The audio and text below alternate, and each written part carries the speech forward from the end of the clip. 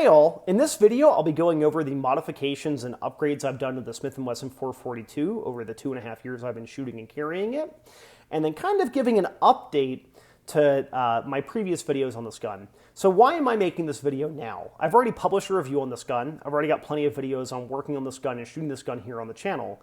Well, if you've already watched the previous two videos about carry guns, you can feel free to skip ahead. I got into a car accident last month in which I got injured.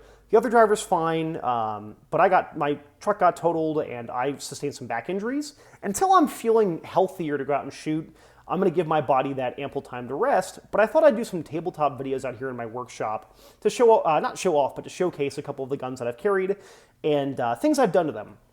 None of the guns that I've shown in the last couple of videos are ones that should be alien if you're a viewer of the channel, because between this 442, this Glock 48, and this Glock 45, I think this has made up like a good 30 or 40% of the shooting videos I have on the channel.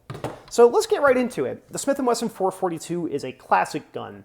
If you've been in the gun world for long enough, you've probably seen some old fogies at a shop recommending this to someone who probably shouldn't be shooting a small airweight 38. But this is a gun that if you know how to use it, I think it really suits a very good purpose. So it's a 5-shot 38, chambered in 38 special. It's rated for plus P. They're aluminum frame guns, and there's not much to it. So this is one that I've shot a lot, and I've not done a ton of work to it because, truth be told, with revolvers, the big thing is making sure that they're reliable, making sure that the trigger pull is decent, finding good stocks to put on them so that you can get a good ample grip on the gun, and then making sure that your sights are high visibility enough.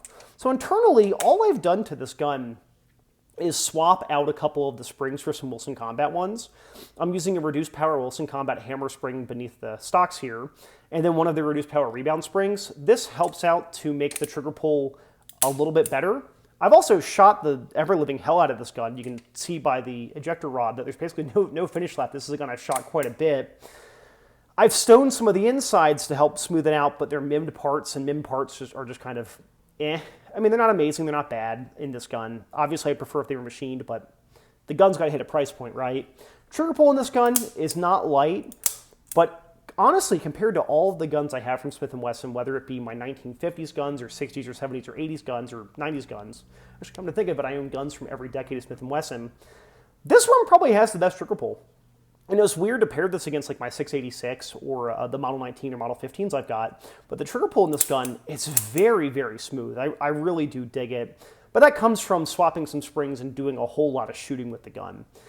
For the top end of the gun here, all I did was paint the front sight orange. This is something that you can buy good orange paint, like an orange paint pen on Amazon for like $7 or $8.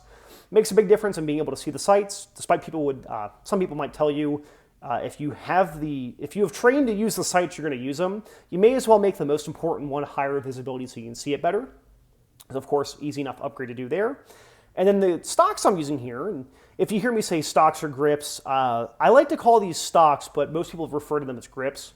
To me, though, grips are the thing that you do to the gun, you grip the gun. The stocks are the things attached to the pistol, so you can actually get a good purchase on them. These are Hogue Bantam-style stocks. Excuse me, they have a little bit of texturing here, G10 texturing here. Helps the hand lock in good. I like them because I can get a nice high purchase on the gun for a two-handed grip. I like having the tang exposed. Some people will find this uncomfortable because of recoil, going into your hand. For me, though, this allows me to choke up real nice and high on the gun. We want to fill the sinus here.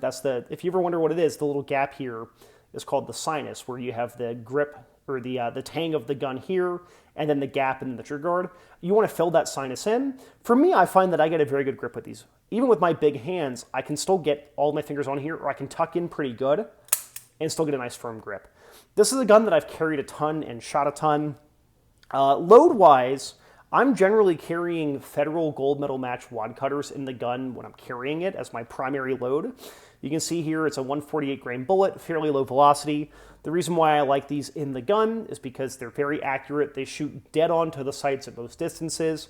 They're light recoiling, so I can get off the rounds pretty quickly.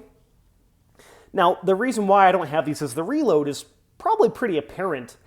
There's not an exposed bullet here, so getting them into the cylinder is quite hard. So as such, my reload is generally Spear Gold Dot 135 grain plus P. These are actually pretty tame for a 135 grain loading. However, they're kind of hard to come by. This is one of the older 38 special loads from Spear, and I've seen more of the 125 grain plus P, but I've had issues with the hotter ammo or the lower weight ammo not shooting to the sights as well, so I try to source this when I can. I've also been carrying a semi-wad cutter load here. This is, I think, a pretty partisan one. Kind of hot, but it's not terrible. And as you can see here, I've kind of moved over to using the Zeta products, various speed strips. This one here is the J clip, which allows you to go 3 and then 2 into the gun. This one here is one I'm experimenting with. It's kind of like a speed loader if it was just rubber. So you insert it into the cylinder and then pull off. And this one here is one that I've enjoyed. Most of the speed strips I've used in the past are the Bianchi ones made by Safariland, where they're 6-shot speed loaders or speed strips. This one's 5, and we have 2, 1, 2. I just find that this is, again, more reliable for getting those rounds in the gun. Instead of having to do 2 and 2 on like a 6-shot one, we can get 5 on here and get them in there pretty reliably. So these are the ones I generally use. I believe that Dan, my editor, has written some good articles on speed loaders and speed strips for revolvers. I'll link that down below if it's actually been released at this point. But for me, when it comes to a J-frame, speed loaders don't really work all that great for carrying, but the speed strips, whether they're the straight ones, or the kind of trapezoidal ones, or the almost like a speed loader but not nearly as thick, I do like these. Now for carrying the gun, this is a gun that I've carried a lot as my second gun or a backup gun.